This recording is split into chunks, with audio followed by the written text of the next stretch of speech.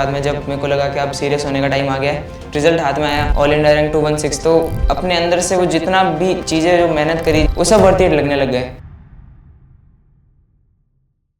Hello नमस्कार प्यारे साथियों, और आप जो देख रहे हैं ये है मयंक ने फर्स्ट अटेम्प्ट में एनडीए एग्ज़ाम को क्रैक किया है, और क्रैक ही नहीं किया, उसमें फ्लाइंग ऑफिसर पोस्ट पर अंतरिम रूप से चयन हासिल किया है। मयंक से आज मयंक की ज्वाइनिंग है, यानी कि मयंक आज यहाँ से ठीक 12:10 पर ट्रेन से रवाना होने वाला है। तो उससे पहले एक बार आखिरी बात आप लोगों से करूँगा, और मयंक की एक इच्छा थी कि निर्मल सर से भी मिला जाए बेहतर तरीके से। सर एक आशीर्वाद प्रदान करके जोधपुर से मैं निकलूं, क्योंकि मैंने वहाँ से सफलता हासिल की है, सपनों को अपनों को जान की दी है। तो अभी मैं मयंक से बात करूँगा। मयंक, कैसा आपका अभी चल रहा है? कुछ नहीं सर, खुशी हो रही है बहुत ज़्यादा ऑब्वियसली। बचपन से बचपन 15 साल के बाद में लगभग लगने स्टार्ट हो गया था मेरे को कि आगे क्या करना है क्योंकि घर वाले वगैरह सब देखते थे कि हाँ लोग बहुत अच्छा प्रोग्रेस कर रहे हैं, कोई आईआईटी जा रहा है, कोई कुछ कर रहा है, कोई डॉक्टर बन रहा है। तो मेरा पर्सनली पढ़ाई में इतना ज़्यादा नहीं था, क्योंकि मेरे से नहीं होती थी इतनी ज़्यादा पढ़ाई। नॉर्मली कर लेता था, हाँ स्टडीज़ के साथ क्लासेस पढ़ ले रहा आराम से बच्चों के साथ, क्योंकि नवोदय में था, हॉस्टल के साथ में, तो हॉस्टल में इतनी ज़्यादा पढ़ाई नहीं हुई मुझसे। बट उसके बाद में एक टाइम आ गया 10th के बाद में, 10th 11th के बाद में, जब मेरे को लगा कि अब सीरियस होने का टाइम आ गया है, क्योंकि करियर में बहुत ज़्यादा टाइम नहीं बचा है। 2-4 साल बाद में जब ग्रेजुएशन वगैरह पूरी हो जाएगी तो क्या बताएंगे कि क्या कर रहा है बच्चा। तो इसलिए मैंने डिसाइड करा, क्योंकि मेरे एक सीनियर थे जो एनडीए के लिए प्रिपरेशन कर रहे थे वहाँ पर स्कूल के अंदर, तो उनके पास जो बुक्स पड़ी थी, तो उनसे मैंने कंसल्ट करा क्या होता है एनडीए, कैसे करते हैं, कैसा पेपर होता है, क्या एसएसबी होता है। तो उन्होंने सब मुझे गाइड किया कि ये प्रोसेस होता है, आपको ये करना होता है। तो उसके बाद में फिर जब 12th कंप्लीट हो गई, उसके बाद में फिर मैंने डिसाइड करा कि अब मैं अच्छे से प्रिपरेशन करके और एक ही बार में कर लूँगा, क्योंकि पहले अटेम्प्ट्स में मैंने ट्राई करा था, बट मेरी इतनी अच्छी प्रिपरेशन नहीं थी, ऑनलाइन वगैरह सब ट्राई करा मैंने, बट इतना अच्छा वो फ्रूटफुल उसका नहीं आया था।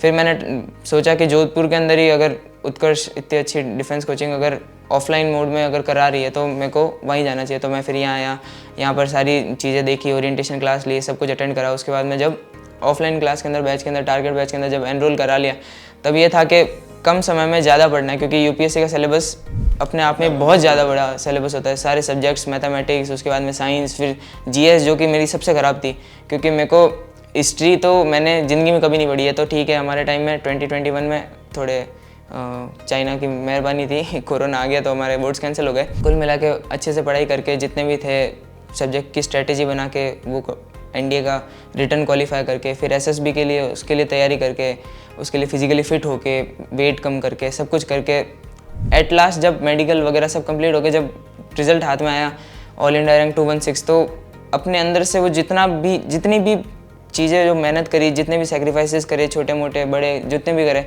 वो सब वर्थ इट लगने लग गए। वो जितना भी मैंने दोस्तों के साथ खेलने नहीं गया, आज किसी फंक्शन में नहीं गया, आज यहाँ नहीं गया, आज वहाँ नहीं गया, घर वाले बोलने लगे भाई तू क्या कर रहा है, तू आता नहीं है यहाँ पर।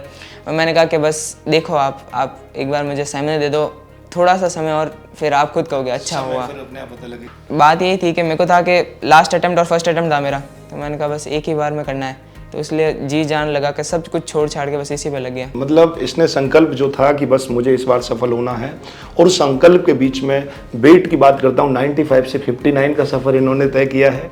और जो एक जुनून होता है ना, वो एक जुनून और वो पागलपन था कि अभी जैसे ही मैं कभी तुरंत ही निर्मल सर से मिले, तो इन्होंने निर्मल सर को ही बोला कि जब टॉपर टीड्स में यहाँ आते हैं, जब जैसे ही टेस्ट होता है और टेस्ट के टॉपर टीड्स में निर्मल सर के साथ मिलना होता है हर मंथ में एक बार, तो वहीं से इन्होंने ठान लिया था कि एक बार सफल होकर के ठीक से सर के साथ एक बार अच्छे से फाइनल सिलेक्शन के बाद मैं सम्मानित होने आऊँगा, और फाइनल सम्मानित होने हुआ है।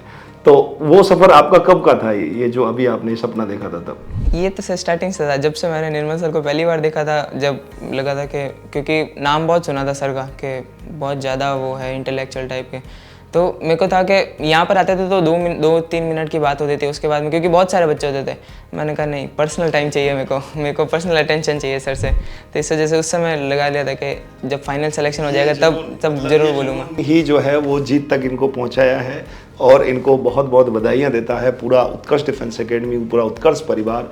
और साथ में ही इनकी मदर भी हमारे पास अभी यहाँ आई हुई हैं इनके लास्ट। भाई जब रेलवे स्टेशन अब इनको छोड़ने हम जा रहे हैं तो फिर मदर का भी साथ है, तो कुछ मदर से भी हम 2 मिनट बात करेंगे। आप बहुत बहुत बधाई, आज वो दिन आ गया है जो एक माँ के लिए वास्तव में सपना होता है कि बच्चा ज्वाइनिंग पर जाए, और ज्वाइनिंग पर नहीं, वो तो फ्लाइंग ऑफिसर की ज्वाइनिंग पर जा रहा है बच्चा। और आपके लिए पहले तो बहुत बहुत साधुवाद, बहुत बहुत धन्यवाद, आपने जो बच्चे को एकदम तैयार किया पूरा मिसाल की तरह, और वो मिसाल आज उड़ने के लिए बिल्कुल तैयार है। सर एक्चुअल में ये होता है कि जब अपन कोई चीज़ ठानते हैं ना, तो उसमें बहुत सारे ऐसे स्तंभ होते हैं जिनके बिना अपन कुछ नहीं कर पाते हैं।